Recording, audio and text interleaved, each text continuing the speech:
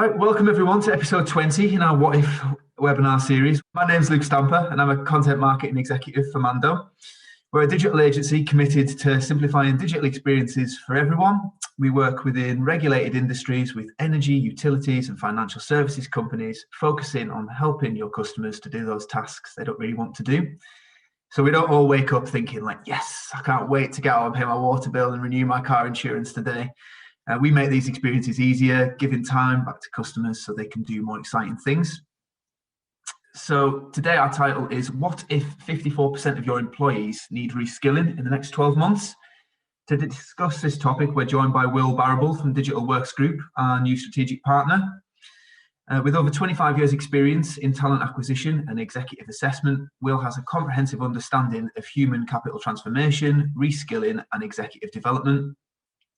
Currently leading on the strategy, leadership and innovation for Digital Works Group, Will joins us to explore how he helps clients to accelerate the time to value through digital innovation and change.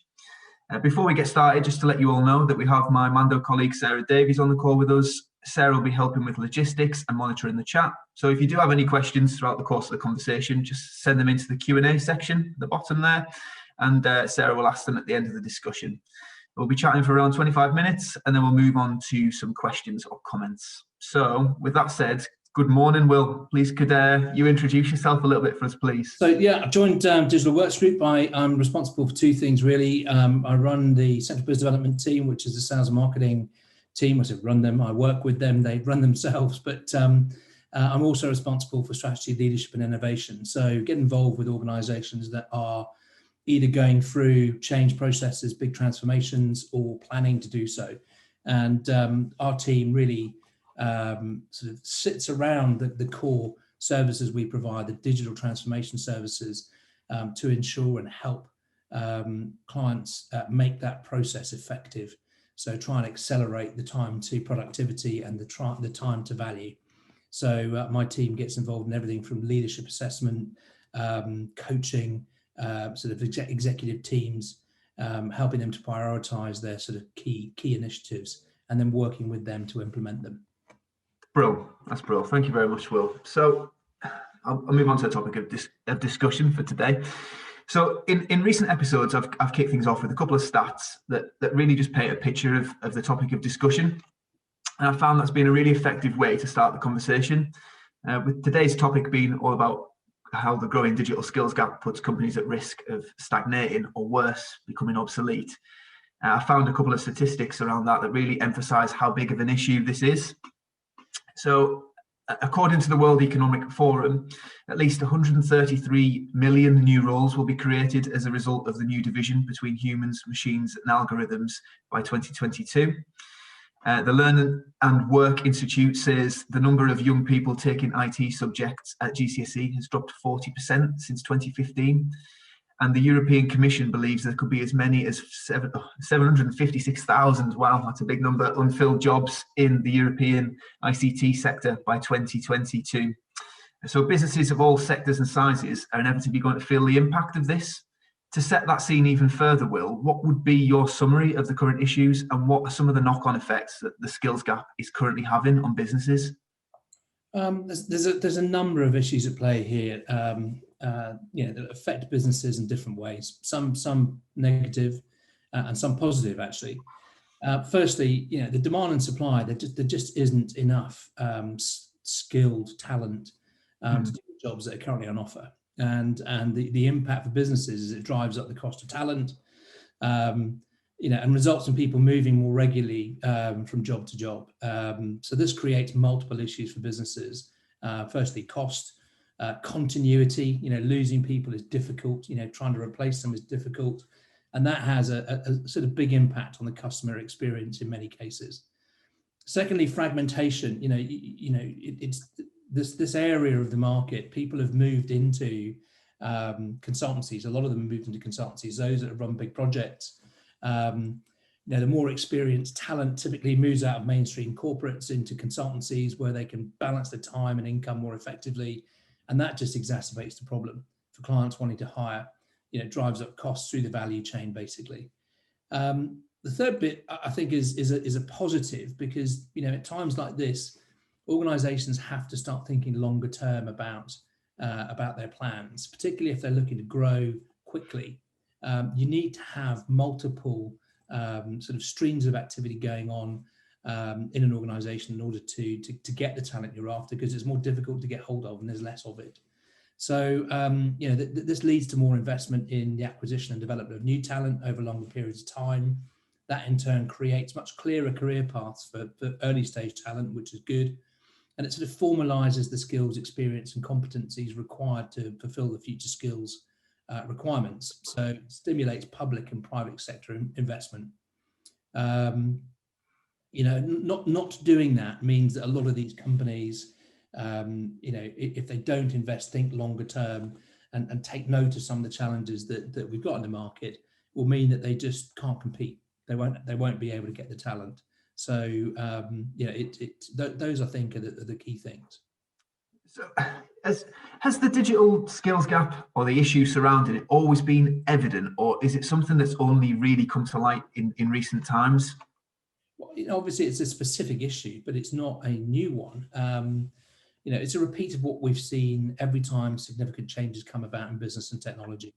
In my experience, over the last 30 years, we've seen exactly the same type of challenge. For example, when PCs first came to market, word processing and desktop software, networking, and the internet emerged. What's important about this, is that we need to learn from the past. Expect things to continually evolve, but to anticipate this and to be ready to adapt. The worrying aspect, I think, of what the situation we're in at the moment is the current skills crisis. It's likely to get a lot worse before it gets better. Korn Ferry produced a report on the sort of future of the work survey, or future work survey that they produced.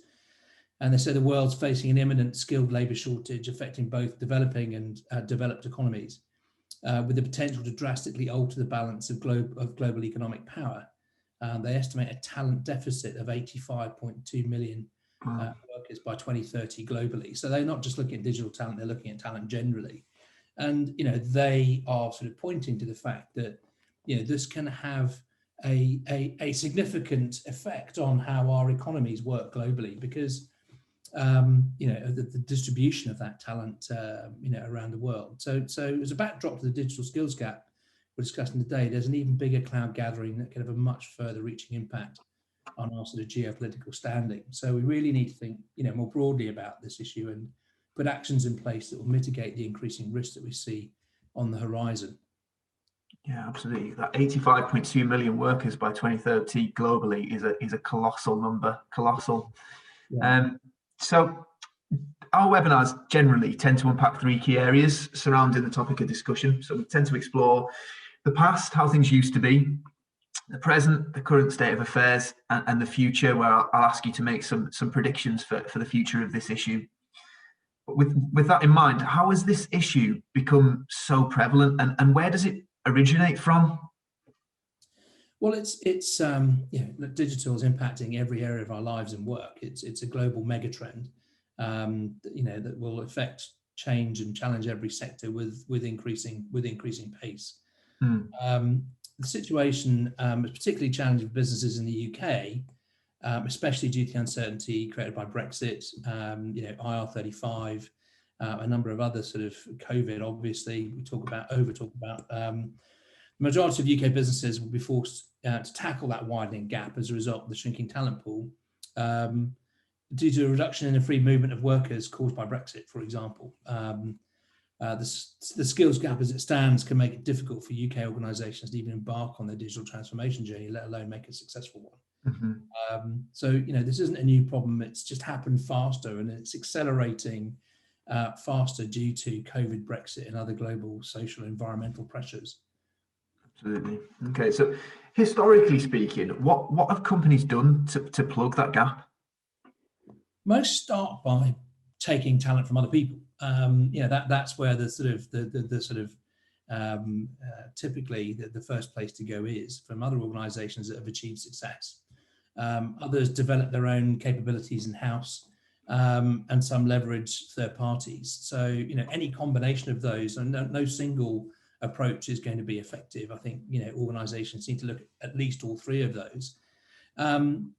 We've also got help from the government. So the government have created incentive schemes, encouraging organisations and supporting organisations to subsidising actually organisations to take on apprentices, sponsoring graduates, working with universities to attract early talent. Unfortunately, it may not be enough to secure the talent of the future. And that's, so even though we look at some of the historical stuff that's been done, we've got a particular problem at the moment that we need to look at sort of in a slightly different light. Yeah, so I was just about to ask that actually. What can the previous efforts that have been done from a historic sense be replicated in this scenario and be effective? To an extent, but I think again what we've got to bear in mind is this is a unique sort of perfect storm. We're at the very early stages, despite the fact that we've been talking about digital probably for at least 5, maybe 10 years.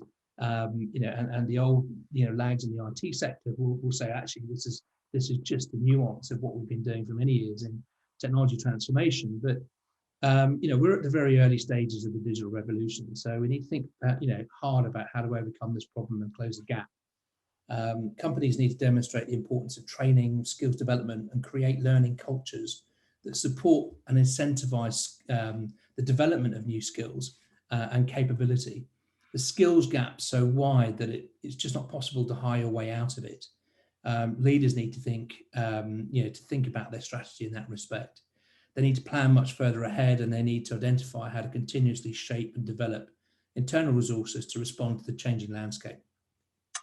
Right. Okay.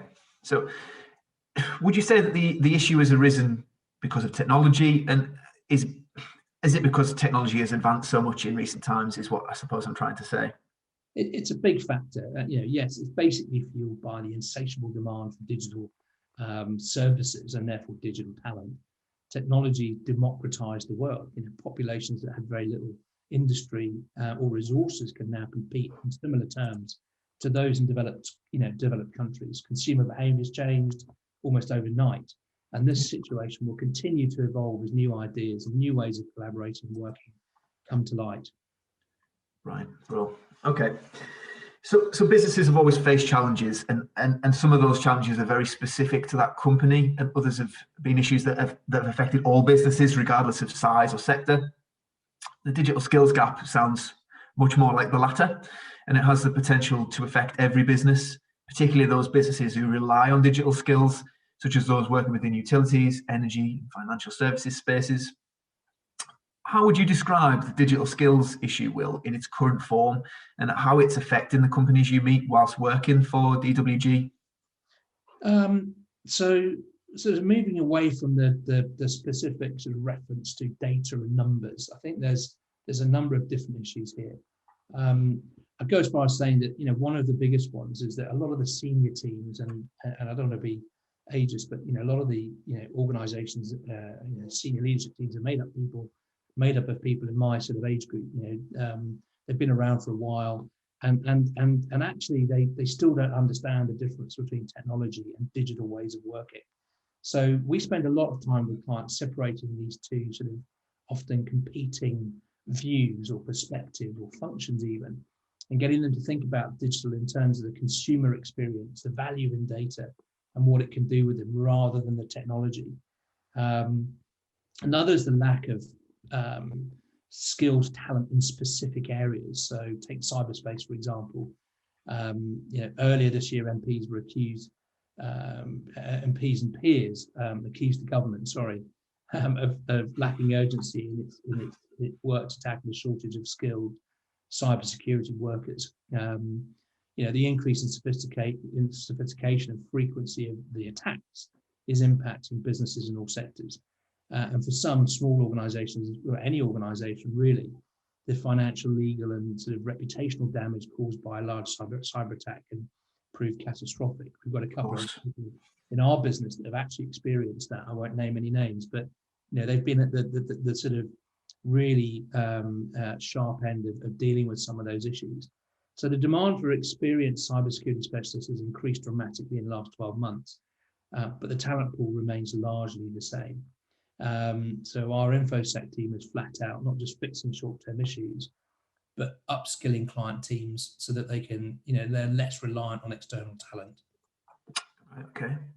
So how does that issue that's affecting businesses affect the customers of those businesses and companies?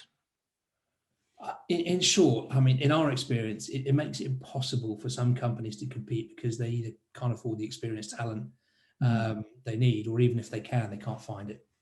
So, that is, if you can solve that problem, you can start to solve the others. But, it's a bit like powering a machine that's got an ever increasing demand. If the power just isn't there to do that, you can't run the machine at the optimal speed. And it's the same. Talent powers our economies and it powers our businesses. If there isn't enough of it, we can't run them at an optimal state. Yeah. So, yeah, in the title for today's episode, we highlighted, in the next 12 months, what would people do if 54% of their company's employees needed reskilling? How do you think companies can prepare for that challenge now? There's a couple of things actually. So I would say there's a definite need to work in a different way. So what I'm pointing to here is collaboration. Organizations need to collaborate to stay competitive and to remain relevant to their clients. Organizations have already adapted to the concept of outsourcing, for example, through the evolution of managed IT services, SaaS-based systems, and the like. Digital transformation and sort of digital talent will just be another sort of function and an area of business that's largely delivered, I think, by external suppliers. So I don't think they need to prepare as much as to realize that the skills are going to be in short supply, probably for the foreseeable future. And it's in their interest to establish good working relationships with multiple suppliers in this space. I referred to this earlier. You can't just expect to be able to hire your way out of this. You've got to look longer term at early stage talent, how you engage with that talent, when you engage with that talent, and how do you bridge that gap between sort of experienced talent that's in the business and early stage talent that's joining it. And that's all through sort of mentoring and coaching and developing people effectively. So transitioning people through and employees through incentivized training to unlock the existing talents, another sort of key thing that organizations can do. They need to support employees to transition into roles through incentivized training. So actually incentivize them to do the retraining or the reskilling, because some of them just won't put their hands up to do that. And actually, I've looked at this in a number of different organizations, some very large and some smaller, and it is a your logic says, well, you offer people an opportunity to do something different and they'll put their hands up and do it, but the reality is they don't. And some will respond to incentives, others don't. You get a core of people that change, and you get a core of people that really have a way of influencing others, then that's one of the most effective ways of driving change. But it can't be done quickly. It needs to be done over a period of time, and it needs to be done in a planned way. Yeah. So it leads me on to the final point, really, which is about sort of cultural change to drive that sort of transformation. This isn't about retraining people who are already in technology roles, for example, or in digital roles and just sort of upskilling them. This is about training people or preparing every employee in the organization, not just those in IT or specialized in IT, to work with new digital technologies, to understand, what the ambitions are of the organization in terms of the customer experience they're giving, and what they can do to impact that. People will constantly need to acquire new skills that enable new ways of working, including collaboration with intelligent systems and machines, and hopefully external suppliers like us. So that problem is not going to go away. Yeah, absolutely. Thanks very much for that. It was really insightful. So we'll move on to my favourite bit, which is the future. It's clear to see that there have been some colossal changes in the last 12 months, and as a result of the pandemic. But changes are constant, and businesses will always have challenges they need to overcome to avoid stagnation or worse, obsolescence. How do you think the issues surrounding the growing digital skills gap will evolve?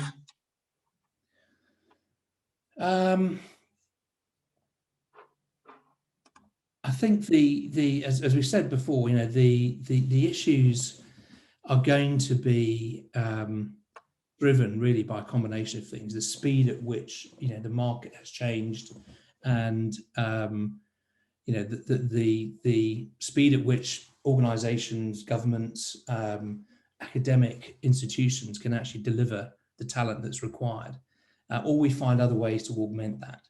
So it is going to, there's a study that's been done. I think it was the Dell. Dell had run some research that basically said, at this moment in time, we don't know what the requirement's going to look like in 10 years. We have to make our best guess based on historical situations and historical history that we've already been through. But I think it's what we do know is that the speed of which things are changing mean that we have to adapt in areas that have been very difficult to change. So academia, for example, takes a long time to start addressing these issues. If you look at what the course material is currently, for example, for students doing digital degrees, and the content they're looking at, it's 3, 4, 5 years behind what they're going to experience when they get into work. So I think that evolution and how it's going to impact elements of our business lives are quite far-reaching, and I think again, back to the point you made earlier, which is being forced to think much earlier to avoid some of these issues is really important. There are no silver bullets that are going to resolve this problem. Absolutely. So what do you think are the main things to consider when companies are taking on this challenge? So there's two things, I think. Be agile. Agility is a word that's become ubiquitous, but it's critical in the context of culture. All organizations need to learn how to change faster and how to adapt to new ways of working quickly in order to remain competitive and relevant. But that sort of changing culture doesn't happen quickly. It's a lengthy and involved process. And it starts with ensuring that leadership teams are aligned and able to clearly articulate the way ahead, so that people can provide their employees with not only the sort of tools they need to perform their tasks, but also the opportunity to enhance their existing skills in order to compete effectively in the changing sort of digital economy. As I said earlier, a lot of employees won't make that transition intentionally. It's down to leadership teams to prepare them and to incentivize them. The second point really is about the collaboration. This collaborative way of working is going to be a big change in the way in which a lot of organizations go to market. What we've seen over the last couple of years is the need to have a really strong ecosystem of partners that have specialist skills in areas that we just can't hire in because there aren't enough there. So we've had to sort of extend our relationships and share some of the spoils of the work that we've done with partner organizations that have the capability. And as long as those relationships are bilateral and there's value in both directions, they can work really well, but they take a lot of work. And as I said, if I look back at how organizations have operated in the past, there just hasn't been that degree of focus on collaboration. They've tended to be quite insular, and that in itself can lead to a lack of competitiveness. And I think in order to keep that edge, this emphasis on collaboration within organizations and across teams is equally important, if not more so, in terms of how an organization is connected in the market with that ecosystem. So I think that's the second big change. Yeah, no, that's really interesting. Thank you very much. So before we move on to some questions from today's audience, I just wanted to ask you one last thing. While we keep our webinars conversation-led and explore the key issues, we also really like to focus on the practical suggestions which can be implemented into helping our viewers excel. So with that in mind, what would you say are your top 3 tips, your takeaways, which you think companies can adopt to make a difference in this area and to rise to the challenge that the digital skills gap poses and quash the risk of stagnation? Okay, there's 3 things really: invest in future talent, mentor and develop internally, invest time in selecting and getting to know the suppliers. in your ecosystem. So the first one, as we talked about it a bit, work with schools, universities to educate school leavers and undergraduates about the digital world and the impact it's having on our daily lives, and how important it is for us to remain competitive and innovative in this area. We've got to sort of paint a picture for them, stimulate them. There's a drop off in kids actually taking these qualifications currently, and you would want it to be the opposite. And as I said, I think that's linked to the type of content that's in those curriculums. I'm not a specialist in that area, so I need to be careful about what I say there. But that's just my impression, having seen what I've seen. Mentoring and development internally, this is something. I mean, people have talked about mentoring a bit like agility. It's a word that people toss about. It's going to become really, really important. There are some very senior people that operate in our space, and there's a massive gap between them and some of the new talent coming into the market. Now, I'm all for sort of giving people stretch opportunities to sort of do as much as they can as early as possible, because I think it helps with their development. But organizations want to buy from people who have the credibility, the credentials, and the scars from having done this in the past. And I think, what we need to do is to build confidence in those clients that even the early stage talent is capable, and in some cases they think differently, so they're much more capable than some of the more experienced people that are sitting in some of the senior roles. So that sort of focus on best teaming and getting the right talent set up properly is really important.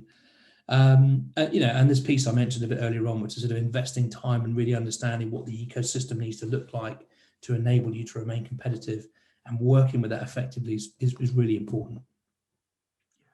Absolutely.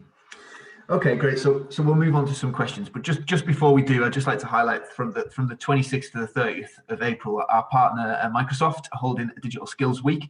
So this webinar is quite timely. The week consists of daily tasks and training to help you and your team build new skills and achieve more. So we'll be sharing the social posts on our channels, so keep an eye out for that. I'm sure it'll be very beneficial to those of you who are listening today. So Sarah, can you jump on and ask a couple of questions from the audience, please?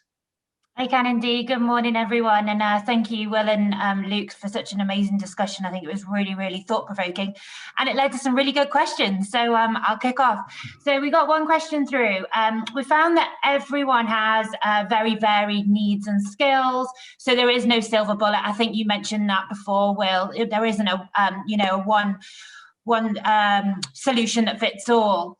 So would you suggest a skills gap analysis or something to actually see what's going on in your business to actually identify what you need?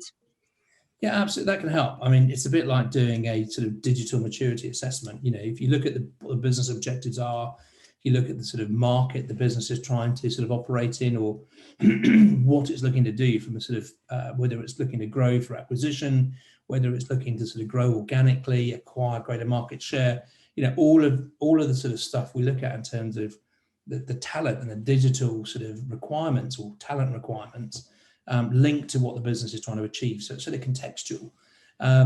Looking at that can tell you, what the gaps are between, the current team. So I'll give you an example. Organizations that have grown in a particular market, so a geography, that want to expand globally. And we're dealing with quite a few of these at the moment. There's one in India that's looking to expand globally. What do they need to do? And what skills have they got currently? Are they transferable? The reality for that business is they've got to acquire the skills in the countries they're actually going to set up it.